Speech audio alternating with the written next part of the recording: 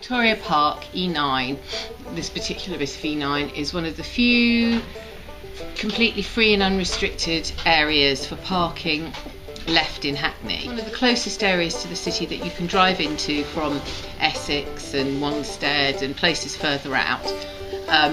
Park up, get your bike out of the boot, or walk around the corner and catch a bus. There was a black car here parked for maybe for 6 months and they never moved it. Or then people going to the city used to park their cars here before 9 and they pick up their cars at 5 o'clock, 6 o'clock in the evening, and this was preventing clients to park near the restaurant. We will lose income if they get rid of the commuter parking. Mary Porter says that the main reason for high streets not surviving is the introduction of CP7. It has a big detrimental effect on what we do, and it's taken a long time for this area to become what it is. You know, I've lived here 16 years, and when I lived here there were no businesses, hardly any businesses. It was known as the Roundabout. Londis was on the verge of bankruptcy. There wasn't anything here. There was lots of boarded up shops, and it's taken us this amount of time for it to grow into the little community that it is.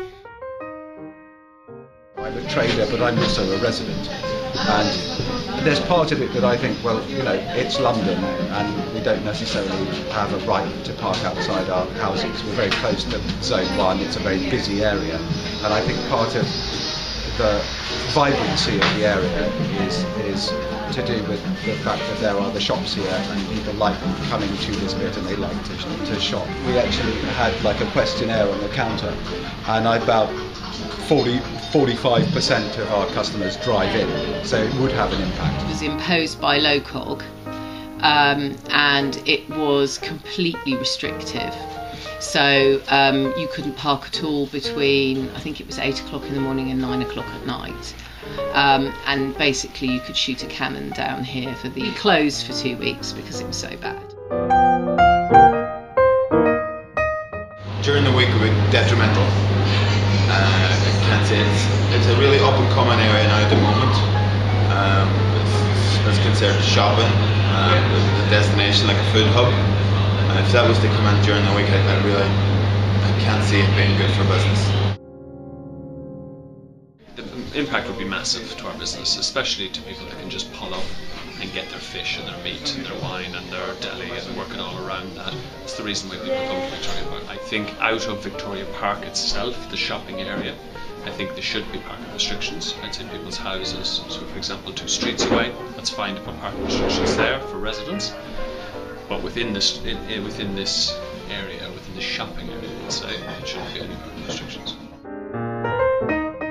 Some businesses have 40 to 60% of their customers coming by car, but I think I have far fewer customers and fewer of them come by car, so I think it will affect me less. What everyone should want is the minimum restriction that will put right the problem that people have with commuter parking.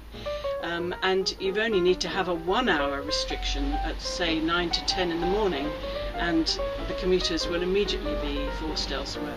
Parking is a fraught issue. Wherever you talk about parking, there's people who say, yeah, we want parking, or we really don't want parking, we don't want to pay for what we already. It's going to be easy as far as the areas which are clear that they want it. It's going to be relatively easy for the areas which are clear they don't want it and are quite a distance away from the area that does want it. The difficulty will be deciding where you draw the boundary between the two.